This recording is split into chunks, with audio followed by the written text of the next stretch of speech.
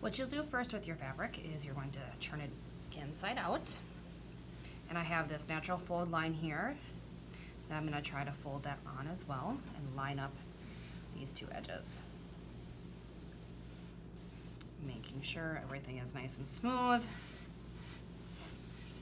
Then with a ruler, I'm going to measure down 2 inches, 1, 2 from the top.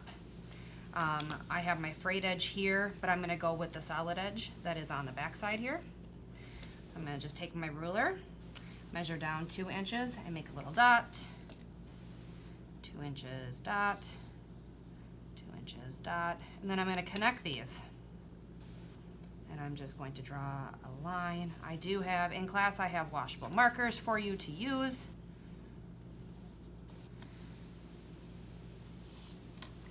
And then you're going to cut along this line.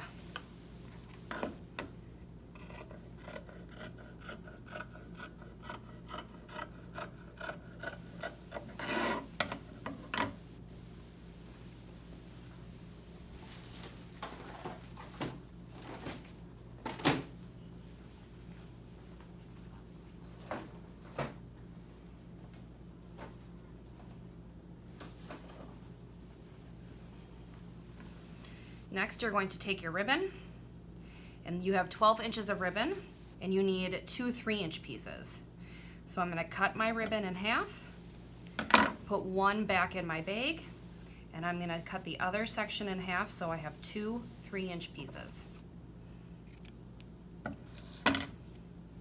I'm going to turn my fabric right side out, and I'm going to find that natural fold line again here.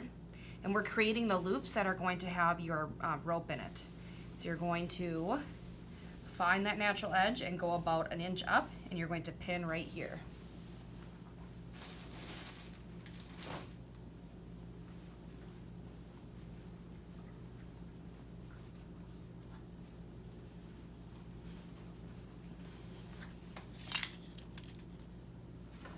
Fold this in half.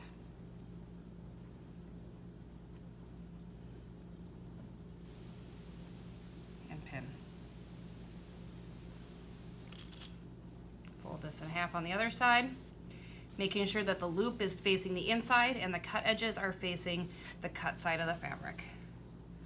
And again, pin. I'm going to now fold my fabric back over so it's inside out. I'm going to line up the edges that I cut earlier. And then nice and smooth everything out. I'm going to add a few more pins here along my cut sides so my fabric stays in place when I go to sew it.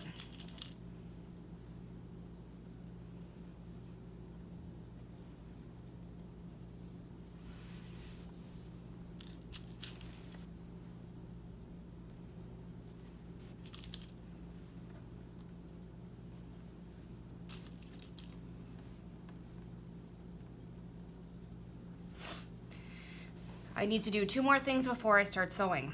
We are going to leave 3 inches at the top of our cut end here. So we're going to leave 3 inches at the top of our cut end. This will be sewn later, and that will be our casing for our rope. So what I need to do is I need to find 3 inches. So I'm going to find the 3 inches on my ruler, and I'm just going to make a little line right there. Same thing over here, 3 inches, make a little line. This is my sewing start and stop. I also am going to sew my seams here along the edge. Those are called seams, and they're going to be a 1/2 inch wide. So I'm going to, one more time, take my ruler, find the 1/2 inch mark. If you need help finding that, I can help you. And I'm going to, like I did earlier, just make dots right alongside, measuring a 1/2 inch.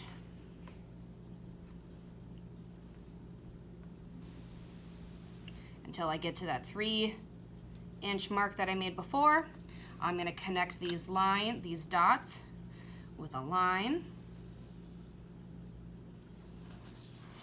One more time. And when I'm ready, I would repeat this on the other side. This is now the line where I'm going to do. The next part of the video is going to talk about the side seams on the side of your bag. I accidentally said you need to do the basting stitch or the running stitch. I think it says the running stitch. But what you need to do is the back stitch. So when you are sewing on your side seams, you need to do the back stitch. Just like this, you need to do the back stitch. So on this side, it's gonna look nice and straight. And when you turn it over, it's going to look like that. Do the back stitch, not the running stitch or the basting where I'm stitch. going to do my running stitch. Now my running stitch is different than your basting stitch. Remember, it needs to be knotted when you start and you stop it. And we want the stitches closer together. You want them just about the width of your pinky nail. So just about a 1/4 inch or so. If you have anything bigger than that, what's going to happen is the seams of your bag are going to open up and your bag could rip.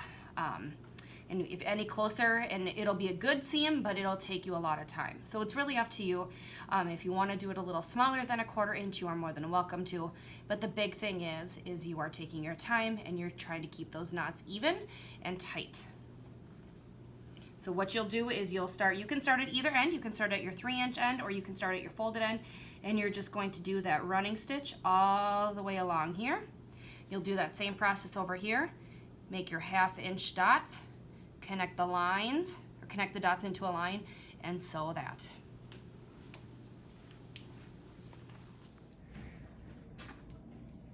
So you take your folded edge and you fold it down. And to see where I have my stitch line there, I'm gonna move my folded edge here, that bottom part, down about a 1/2 inch, and then pin it in place. So to sew on our hook to hang it with, I have tied my knot in the end, and I'm going to leave my tails on. I do not want to cut those because I'm gonna use them to tie my knot with at the end.